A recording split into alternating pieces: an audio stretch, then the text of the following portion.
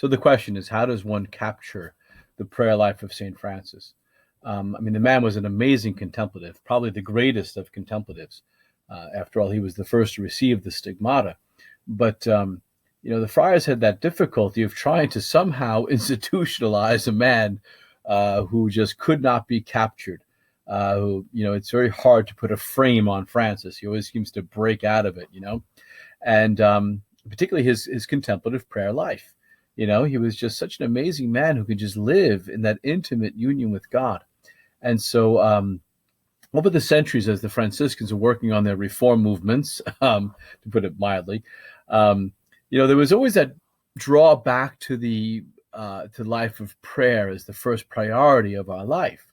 When the Capuchins started their reform in the 16th century, one thing they were able to do, and this is the amazing part about the Capuchins in the early days, they were able to actually institutionalize, in a positive way, the Franciscan life of prayer.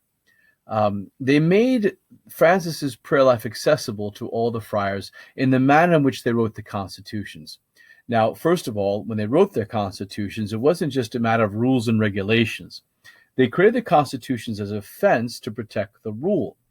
And what they did was they took parts of the rule and they explained it in such a way that it made it easy to observe or reasonable to observe. And then they implemented rules and regulations that would create the environment that would allow the friars to truly live freely the Franciscan charism, particularly the life of prayer.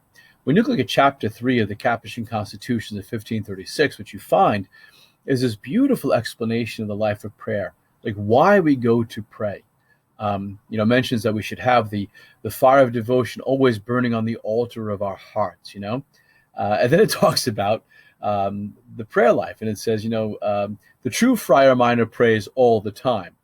And however, for the weak friars, we'll set aside these 2 hours. In other words, we'll all start out weak.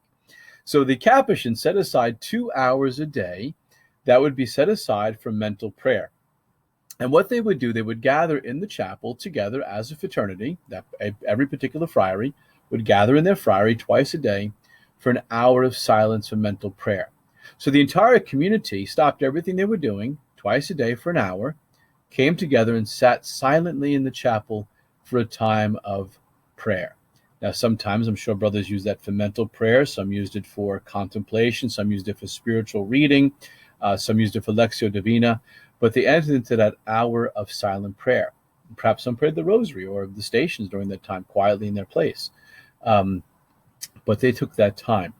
And this is what the Capuchins did up until the late 19th century, when they began busy taking care of parishes and other various ministries. That apostolate climbed to the top of the hierarchy, and prayer fell lower and lower and lower. And so those prayer times are kind of falling away.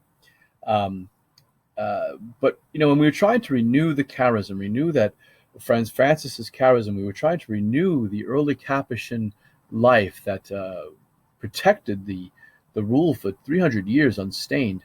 There was that need for us to return back to those 2 hours of prayer, to implement them back into the day in order to recapture the Capuchin and the Franciscan life of prayer.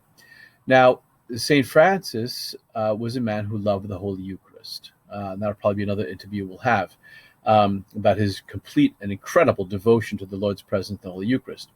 So reflecting upon that, reflecting upon how the Capuchins were the founders of the 40 hours devotion and their incredible devotion to the Holy Eucharist, and how Pope St. John Paul II wanted the new millennium to be intensely Eucharistic, I thought, wouldn't it be great if we took those 2 hours a day of mental prayer and had them before the exposed Blessed Sacrament, which we call 2 Eucharistic Holy Hours.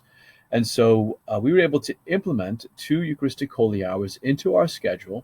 So in the morning, after morning prayer, and then in the evening, before evening prayer, we would spend that hour in silence before the Lord in the Holy Eucharist. Now, brothers can spend that time doing their Lectio Divina, praying their rosary, mental prayer, contemplation. It's up to them. Each individual person prays as they can. St. Augustine said, pray as you can, not as you can't. But those are 2 beautiful hours that we spend before our Lord in the Blessed Sacrament as he's exposed in the monstrance.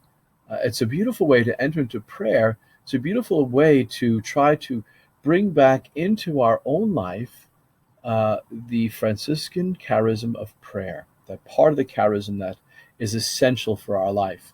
Um, and I don't know how I would do without it. It's a beautiful, beautiful gift. And I think without that prayer time, everything just falls apart in the Franciscan life. So I thank God for that gift that we've been given, that we've adopted from the Capuchins, the 2 hours of prayer, for the life of prayer that we've gotten from St. Francis. But I'm also so grateful the gift of being able to pray before our Lord the Holy Eucharist every day, 2 hours a day, in that silence, and just let my heart speak. So what a great gift we have in our life of prayer that we've been able to bring back into our Franciscan world, this devotion to the Eucharist and this time of contemplation and quiet prayer before our Lord, who seeks intimacy with us.